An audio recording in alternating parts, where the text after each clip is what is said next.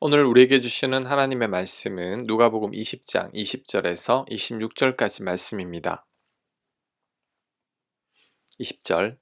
이에 그들이 엿보다가 예수를 총독의 다스림과 권세 아래에 넘기려 하여 정탐들을 보내어 그들로 스스로 의인인 체하며 예수의 말을 책잡게 하니 그들이 물어 이르되 선생님이여 우리가 아노니 당신은 바로 말씀하시고 가르치시며 사람을 외모로 취하지 아니하시고 오직 진리로서 하나님의 도를 가르치시나이다. 우리가 가이사에게 세를 바치는 것이 옳으니까 옳지 않으니까 하니. 아멘. 종교 지도자들이 정탐꾼들을 보내서 예수님을 함정에 빠뜨리려고 이런 질문을 합니다. 가이사에게 세금을 바치는 게 옳습니까? 당시 유대인들은 로마 황제인 가이사에게 세금을 바치는 것이 옳지 않다고 생각하고 있었습니다. 로마의 식민지 지배를 받고 있으니 로마에 불만을 가지고 있는 거죠. 우리나라가 일제 식민지 시절에 우리의 모든 것을 착취해가는 일제에 대해서 불만을 가지고 있는 것과 같습니다. 그런데 이 질문에 예수님께서 세금을 바치지 말라고 하면 로마인들이 예수님을 가만히 두지 않을 겁니다. 로마에 저항하는 것이기 때문이죠. 반면에 가이사에게 세금을 바치라고 하면 유다 백성들이 반발할 것입니다. 유다 백성들은 로마의 적대감을 가지고 있기 때문이죠. 예수님께서 어떤 대답을 하셔도 공경에 처하게 됩니다. 이 정탐꾼들이 이를 노리고 질문을 하는 거죠. 그러면서도 21절을 보면 정탐꾼들이 예수님을 칭찬하는 척합니다. 그런데 이들이 상대하고 있는 분이 바로 하나님의 아들이신 예수님이십니다. 피조물들이 감히 창조주 하나님의 아들을 속이려는 거죠. 참 가소롭다는 생각이 듭니다. 그런데 이 정탐꾼들의 모습이 바로 우리들의 모습입니다. 하나님은 우리의 모든 것을 다 아시는데 우리는 하나님께서 전혀 모르시는 것처럼 행동합니다. 그 예가 바로 사람들의 눈을 속이려는 거죠. 사람들 보기에 좋은 사람인 것처럼, 성실한 것처럼, 친절한 것처럼, 믿음이 있는 것처럼 행동합니다. 오늘 성경의 첩자들처럼 이중적이고 가식적으로 행동하는 거죠. 그런데 분명히 기억해야 할 것은 사람은 속여도 하나님은 절대 못 속인다는 겁니다. 내가 아무리 나를 감추고 포장한다고 해도 나의 참모습을 하나님께서는 다 아시죠. 하나님께서 나의 모든 것을 다 아신다는 것을 깨달으면 우리는 절대 위선적이거나 이중적으로 행동하지 못합니다. 하지만 우리의 영성이 무뎌지게 되면 나의 모든 것을 속속들이 아시는 하나님을 전혀 의식하지 못하게 됩니다. 바로 다윗이 그 좋은 예입니다. 다윗은 간음을 하고 살인 교사를 하면서도 전혀 죄의식이 없었습니다. 하나님께서 자신을 보시고 계시다는 것을 까맣게 망각하고 있었던 거죠. 믿음은 하나님을 늘 의식하는 겁니다. 아무도 나를 못 본다고 할지라도 하나님께서 나를 보고 계심을 인식하고 행동하는 겁니다.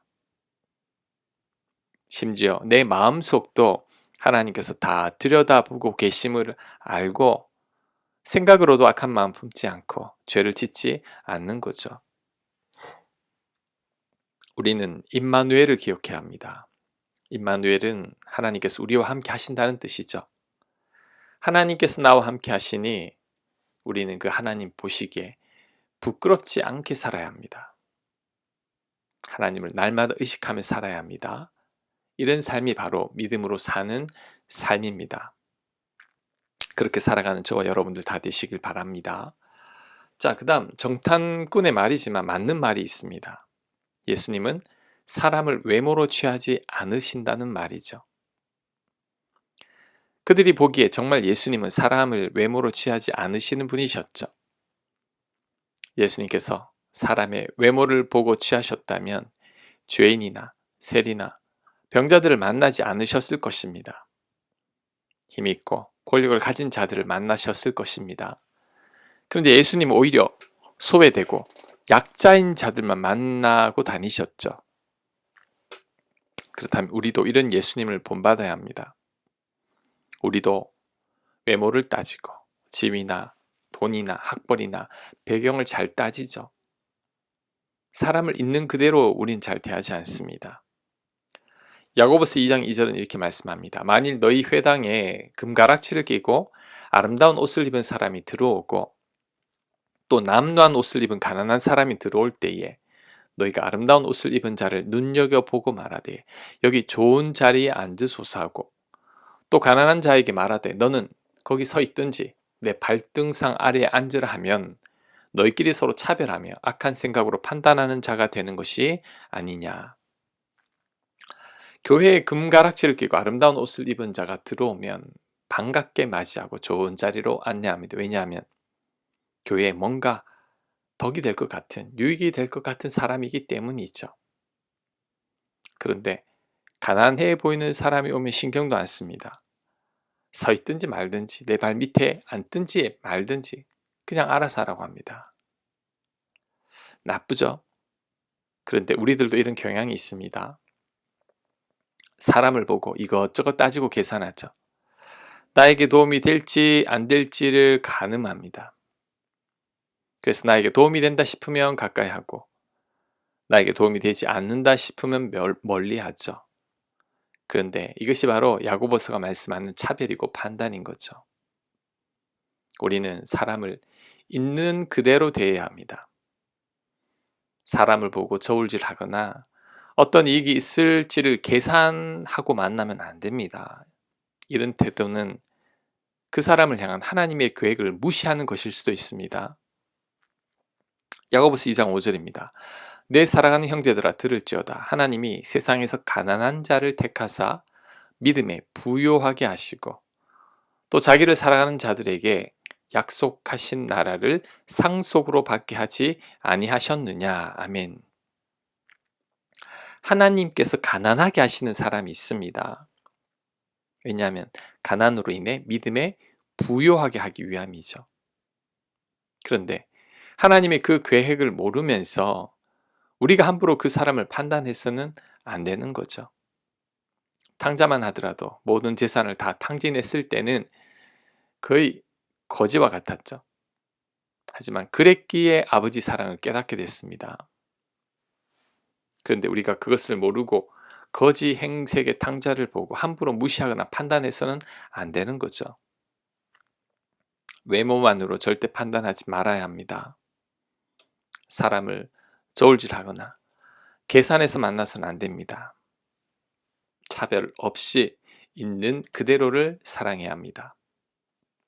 23절 예수께서 그 간계를 아시고 이르시되 데나리온 하나를 내게 보이라. 누구의 형상과 글이 있느냐. 대답하되 가이사의 것이니이다.